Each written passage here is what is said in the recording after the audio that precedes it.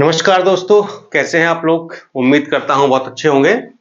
Current affairs का आज चौथा लेक्चर लेकर के हम आपके सामने उपस्थित हुए हैं। चर्चित व्यक्ति पार्ट टू। पार्ट वन में आपको हमने कई लोगों के बारे में बताया था। ये पार्ट टू है। कुछ और भी इंपॉर्टेंट व्यक्ति ऐसे हैं जिनके बारे में आपको पढ़ाना है। ये करंट अफेयर्स आपका पीसीएस परीक्षा के लिए, आरओ परीक्षा के लिए, हाई कोर्ट की जो एग्जाम अभी ग्रुप सी और ग्रुप डी का आया हुआ है, ठीक है, हाई कोर्ट आरओ आने वाला है, टीचिंग के एग्जाम्स हैं या वनडे एग्जाम जो भी हैं, सभी के लिए ये बहुत उपयोगी करंट अफेयर्स है। इसलिए ये हर कंपटीशन के स्टूडेंट इसको देख सकते हैं, पढ़ सकते हैं, समझ सकते हैं। हर परीक्षा में ये करंट अफेयर्स काम आने वाला है। बहुत ही ऑथेंटिक सोर्स से हमने इसको कवर किया है। साथ में जो अभी दृष्टि वगैरह आई है, या वैसे भी हम लोग जो है करंट पर पूरा साल भर काम करते हैं, तो बहुत अच्छे से उसको तैयार करवाते हैं ताकि कोई भी चीज छूटने ना पाए। हालांकि करंट अफेयर्स का बहुत बड़ा क्षेत्र है, लेकिन एक सीमित दायरे में उसको कैसे हम कवर करें, मतलब कि जो इंपॉर्टेंट चीजें हैं वो हमसे छूटे ना, तो उसी तरीके से हम लोग जो है इसको लेक्चर को तैयार करते हैं। बहुत ही इंपॉर्टेंट होने वाला है आज का लेक्चर, ठीक है। एक जानकारी आपको और दे दूं कि जो पीसीएस की परीक्षा है, ठीक है, जैसे आप लोग जो है अभी देख रहे हैं कि एक लेटर वायरल हो रहा है जिसमें लोक सेवा आयोग ने यूपी के विभिन्न विद्यालयों से वो मांगी है, मतलब संस्तुति मांगी है कि 7 दिसंबर और 8 दिसंबर को परीक्षा कराने के लिए, मतलब अपना जो है प्रस्ताव, या मतलब जो भी सीटों की क्षमता है, या मतलब वो कराने में सक्षम है या नहीं है, तो वो सब मांगा हुआ है। तो वो लेटर बहुत तेजी से वायरल हो रहा है, तो आप लोगों को परेशान होने की बिल्कुल भी आवश्यकता नहीं है। जो भी होगा अच्छा होगा। और मेरा मानना भी यही है कि परीक्षा एक दिन में और एक पाली में ही होनी चाहिए, ठीक है। जैसे 2 दिन वाला जो चक्कर है, बहुत सारे लोग आयोग पर विरोध भी कर रहे हैं इस चीज का, ठीक है। और हमारे जानने में भी कई लोग गए हैं, ठीक है। हम लोग भी मतलब इसमें एकदम से बिल्कुल विरोधी हैं कि नहीं, परीक्षा चाहे पीसीएस की हो चाहे आरओ की हो, जिस तरीके से होती आई है वैसे ही होती रहनी चाहिए। क्योंकि ये जो नॉर्मलाइजेशन का जो चक्कर है ये बड़ा खतरनाक होगा, ठीक है। अब इसमें कैसे क्या करेंगे कुछ पता नहीं चलेगा। इसलिए बिल्कुल जो है हम तो यही चाहते हैं कि परीक्षा पीसीएस और आरओ दोनों की एक बार में, एक शिफ्ट में होनी चाहिए, ठीक है। और रही बात आयोग कैसे कराएगा, तो जाहिर सी बात है डिस्ट्रिक्ट बढ़ा ले, अपने कुछ जनपद बढ़ा ले, ठीक है। भाई अभी तक 50-51 जिलों में हुआ करती थी, अब चाहे तो वो जो है 60-65-70 जिलों में करा सकते हैं। हर जिले में सेंटर बना लो, ठीक। हर जिले में आपके कॉलेज जो है सरकारी कॉलेज उपलब्ध हैं, ठीक है। डिग्री कॉलेज भी हैं और आपके इंटर कॉलेज भी हैं, ठीक। तो वहां पर आप सेंटर बना सकते हैं। खैर 18 तारीख को जो है जो उत्तर प्रदेश के मुख्य सचिव महोदय हैं, तो उन्होंने जो है एक मीटिंग बुलाई है, वीडियो कॉन्फ्रेंसिंग के माध्यम से एक मीटिंग होगी। तो उसमें भी इस मुद्दे पर विचार किया जाएगा कि परीक्षा एक दिन में होगी या 2 दिन में होगी। तो अभी तक जो है फाइनल डिसीजन ये नहीं हो पाया है कि परीक्षा एक बार में होगी या फिर 2 बार में होगी, ठीक है। लेकिन मुझे पूरी उम्मीद है कि उत्तर प्रदेश सरकार और माने लोक सेवा आयोग दोनों मिलकर के एक छात्रों के हित में, प्रतियोगियों के हित में एक अच्छा सा निर्णय जरूर लेंगे। मुझे पूरी उम्मीद है और आप लोग भी उम्मीद बनाए रखिए, ठीक। चलिए हम लोग शुरुआत करते हैं। और बाकी एग्जाम नजदीक है, दोनों टेस्ट सीरीज वगैरह अगर आप लोगों को ज्वाइन करना है, ठीक है, तो क्या करना है आपको, डीपी एडुकेयर एप्लीकेशन पर जाना है, डीपी एडुकेयर, ठीक है। यहाँ पर आरओ और पीसीएस के लिए आप लोग टेस्ट सीरीज और क्रैश कोर्स ज्वाइन कर सकते हैं, ठीक है। पीसीएस की test series, RO test series, current की भी चल रही है अलग से, हिंदी की भी चल रही है आरओ के लिए, तो वो सब भी आप लोग जो है यहां से जाकर के ज्वाइन कर सकते हैं, ठीक है, डीपी एडुकेयर एप्लीकेशन पर जाकर के।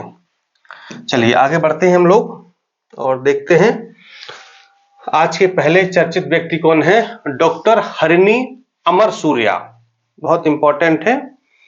डॉक्टर हरिणी अमर सूर्या ये श्रीलंका की तीसरी महिला प्रधानमंत्री बनी है, ठीक है। 24 सितंबर 2024 को उन्होंने शपथ ली है। इन्होंने दिनेश गुणवर्धने का स्थान लिया। इससे पहले जो प्रधानमंत्री थे वो दिनेश गुणवर्धने थे, अब बनी है डॉक्टर हरिणी अमर सूर्या। ये श्रीलंका की तीसरी महिला प्रधानमंत्री हैं।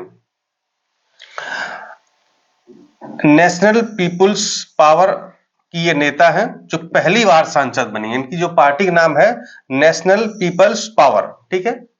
एनपीपी, इसकी जो सांसद है ये, और ये खास बात ये है कि पहली बार ये सांसद निर्वाचित हुई हैं और ये जो है पहली बार में ही क्या हुआ, इनको प्रधानमंत्री बना दिया गया है। दिल्ली यूनिवर्सिटी के हिंदू कॉलेज की ये पूर्व छात्रा है, ठीक, समाजशास्त्र में स्नातक, यानी कि इनके जो है भारत से भी और स्पेशली दिल्ली यूनिवर्सिटी से भी अच्छा नाता रहा है, अच्छा संबंध रहा है, चूंकि ये एक दिल्ली यूनिवर्सिटी का हिंदू कॉलेज है, वहां की ये छात्रा रही हैं और इन्होंने समाजशास्त्र में वहां से स्नातक किया हुआ है, ठीक है, ग्रेजुएट है समाजशास्त्र में। 9वें राष्ट्रपति बने अनुरा दिसानायके ने शपथ दिलाई। ठीक, खास बात यह है कि 24 सितंबर को प्रधानमंत्री ने शपथ ली है और 23 सितंबर को राष्ट्रपति भी चुने गए हैं। कौन? अनुरा दिसानायके। ठीक है, ये श्रीलंका के 9वें राष्ट्रपति हैं। किस क्रम के हैं? 9वें राष्ट्रपति हैं। तो पहले इन्होंने ये राष्ट्रपति बने हैं, इसके बाद फिर इन्होंने इनको शपथ दिलाई है। ठीक है, तो 23 सितंबर को ये हुए और 24 सितंबर को ये। और इन्होंने क्या किया है, अभी तक जो राष्ट्रपति थे वो थे रानिल विक्रमसिंघे। क्या नाम था? रानिल विक्रमसिंघे श्रीलंका के राष्ट्रपति थे। तो अब ये नहीं है, अब ये हो गए हैं ये। ठीक है, अनुरा दिसानायके। ठीक है, तो दो चीजें आपको पढ़ी मिली, मतलब कि श्रीलंका में राष्ट्रपति भी नया चुना गया है और जो प्रधानमंत्री है वो भी नई बनी हुई है। दोनों लोग वहां पर फिलहाल नए हैं। आगे बढ़ते हैं। पेंटोंगटार्न शिनावात्रा, बड़ा खतरनाक नाम है भाई। पेंटोंगटार्न शिनावात्रा बड़ा इंपॉर्टेंट नाम है। ये शिनावात्रा थाईलैंड की सबसे युवा प्रधानमंत्री बनी है। ठीक है, कहां की? थाईलैंड की ये प्रधानमंत्री बनी है और खास बात यह है कि सबसे युवा है। इनकी उम्र मात्र 37 साल है, 37 ईयर्स ओल्ड। ठीक है, ये वहां की दूसरी महिला प्रधानमंत्री हैं, खास बात यह है, और अपने परिवार की तीसरी प्रधानमंत्री हैं। कैसे? थाकसिन शिनावात्रा इनके पिताजी हैं, इनकी बेटी हैं और ये थाईलैंड के प्रधानमंत्री रह चुके हैं, पूर्व पीएम है ये। ठीक है, तो पूर्व पीएम थाकसिन शिनावात्रा की बेटी है पेंटोंगटार्न शिनावात्रा। ठीक है, एक खास बात और, जो थाईलैंड की प्रथम महिला प्रधानमंत्री थी वो है इंगलक शिनावात्रा। जो लोग पहले से तैयारी कर रहे हैं उन्होंने पढ़ा होगा। ठीक है, और खास बात यह है कि जो इंगलक शिनावात्रा है वो पेंटोंगटार्न शिनावात्रा की चाची हैं, आंटी हैं। खास बात यह है। ठीक है, तो ये थाईलैंड की प्रथम महिला प्रधानमंत्री हुई, ये दूसरी हुई। ठीक है, ये प्रथम हो गई, ये दूसरी हो गई। ठीक है, और क्योंकि ये भी परिवार की, ये परिवार के हैं और इनके पिताजी भी प्रधानमंत्री रहे हैं, थाकसिन शिनावात्रा, तो अपने परिवार की क्या है, ये तीसरी प्रधानमंत्री हैं। मतलब घर में सब प्रधानमंत्री खेल रहे हैं, कभी बेटी, कभी पिता, कभी चाची, ये सब बन रहे हैं। ठीक है, चलो खैर, उनका पारिवारिक मैटर है। ठीक है, फैमिली उनकी राजनीति में है तो बनेंगे ही। आगे बढ़ते हैं। केपी शर्मा ओली, नाम कोई नया नहीं है, पुराना नाम है, सुना हुआ है। ठीक है, ये कम्युनिस्ट पार्टी ऑफ नेपाल के अध्यक्ष हैं और नेपाल के प्रधानमंत्री बने हैं हाल ही में। क्या नाम है? केपी शर्मा ओली। ठीक, इनका पूरा नाम क्या है? खड़ग प्रसाद शर्मा ओली। कभी कभी पूछ दिया जाता है, ठीक है, जो भी नया कोई व्यक्ति ऐसा होता है तो उसका पूरा नाम भी पूछ दिया जाता है कि इनका पूरा नाम क्या है, तो खड़ग प्रसाद शर्मा ओली इनका पूरा नाम है। इन्होंने पुष्प कमल दहल प्रचंड का स्थान लिया है। जो अभी तक वहां के प्रधानमंत्री थे वो थे पुष्प कमल दहल प्रचंड। ठीक है, लेकिन अब कौन बन गए हैं? अब बन गए हैं ये। राष्ट्रपति कौन है? रामचंद्र पौडेल। इन्होंने इनको शपथ दिलवाई है। राष्ट्रपति रामचंद्र पौडेल ने ओली जी को शपथ दिलाई है। तो राष्ट्रपति ये हैं, प्रधानमंत्री ये हैं। दोनों आपको, चूंकि पड़ोसी देश है नेपाल, ठीक है, हमारे संबंध भी ठीक ठाक है तो जरूरी है। बहुत सारे देशों का हम लोग नहीं पढ़ते, लेकिन जो देश हमारे पड़ोसी हैं या जिनसे हमारे संबंध अच्छे हैं तो उनके बारे में थोड़ा सा जान लेना जरूरी रहता है। थाईलैंड से भी हमारे संबंध खराब नहीं है, ठीक ठाक है। चलिए नेक्स्ट है ओलेग कोनोनेंको। बड़े अजीब से नाम आते हैं। रूस के अंतरिक्ष यात्री हैं ये। कहां के हैं? रूस के अंतरिक्ष यात्री हैं। अंतरिक्ष में सबसे अधिक समय बिताने का इन्होंने नया विश्व रिकॉर्ड बनाया है। किसने? ओलेग ने। ठीक है, अंतरिक्ष में सबसे ज्यादा समय तक ये रुके हैं, एक इन्होंने नया विश्व रिकॉर्ड बनाया है। उन्होंने 2008 से लेकर अब तक की गई 5 यात्राओं के जरिए अंतरिक्ष में 878 दिन और 12 घंटे से अधिक समय बिताया है। 878 दिन और 12 घंटे से अधिक का समय इन्होंने बिताया है। इससे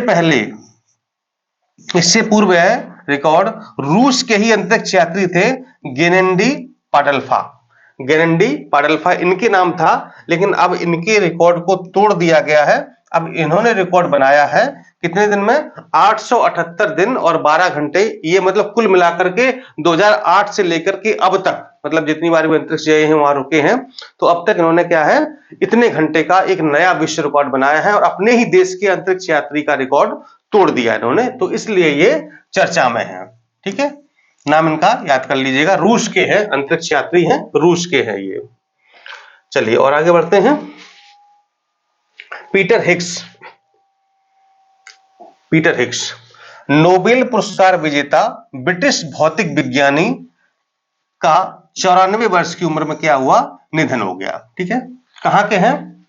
ब्रिटेन के हैं, भौतिक विज्ञानी हैं, नोबेल पुरस्कार प्राप्त इनको मिल चुका है, लेकिन हाल ही में इनका क्या हुआ? निधन हो गया है।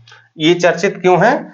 पीटर को हिग्स बोसोन पार्टिकल या गॉड पार्टिकल का खोजकर्ता माना जाता है। ठीक, इन्हीं के नाम पड़ा है हिग्स बोसोन पार्टिकल। आपने सुना होगा, साइंस पढ़ी होगी, फिजिक्स पढ़ी होगी, बेसिकली साइंस टेक, तो उसमें हिग्स बोसोन करके एक पार्टिकल का नाम आता है, गॉड पार्टिकल जिसको कहते हैं। ठीक है, तो इसकी इन्होंने खोज की थी, इसलिए ये काफी फेमस थे और इन्हीं के नाम पर स्पेशली रखा गया है हिग्स बोसोन पार्टिकल। ठीक है, इनका निधन हो गया है हाल ही में। देखिए, हम जितने भी नाम आपको दे रहे हैं, ठीक, चाहे आप यहां से पढ़े या कहीं से और, इतने नाम अगर आपने पढ़ लिए तो जो इस तरह से जो प्रश्न पूछे जाते हैं चर्चित व्यक्तियों से, वो आपका कोई प्रश्न गलत नहीं होगा। ठीक है, मार्केट में बहुत सारी मैगजीन है, आप वहां से पढ़ सकते हैं, लेकिन फिर से आपको वहां छांटना पड़ेगा। ठीक है, घटनासार भी है, घटना चक्र भी है और बहुत सारी मैगजीन है, दृष्टि की, मतलब बहुत सारी हैं। ठीक है, अब किसका मैं नाम बताऊं? और ऐसा नहीं, सब अच्छी हैं, आप पढ़ने पर डिपेंड करता है, लेकिन हम लोग ना मतलब कि चूज करते हैं कि अपने अनुभव के आधार पर देखते हैं कि कौन सा प्रश्न परीक्षा में आ सकता है और पिछले वर्षों के आधार लेते हैं कि किस तरीके से प्रश्न अभी तक करंट से बने हैं। तो बहुत ज्यादा करंट उसमें बल्क में दिया हुआ है, अब उसमें तो आपको छांटें फिर उसको पढ़ें। ठीक है, तो हम लोग है ना कि अपने अनुभव के आधार पर इन चीजों को सेलेक्ट करके आपको पढ़ाते हैं, आपको बताते हैं। आप चाहे तो डायरेक्ट भी वहां से पढ़ सकते हैं। ठीक है, लेकिन हम आपको है ना कि पकी पकाई खीर दे रहे, सिर्फ आपको खाना है और उसको डाइजेस्ट करना है, यानी कि आपको पढ़ना है और बार बार उसको रिवाइज करना है। ठीक है, नेक्स्ट अगला नाम है उर्सुला वॉन डेर लेन। ये लगातार दूसरी बार यूरोपीय आयोग की अध्यक्ष चुनी गई हैं।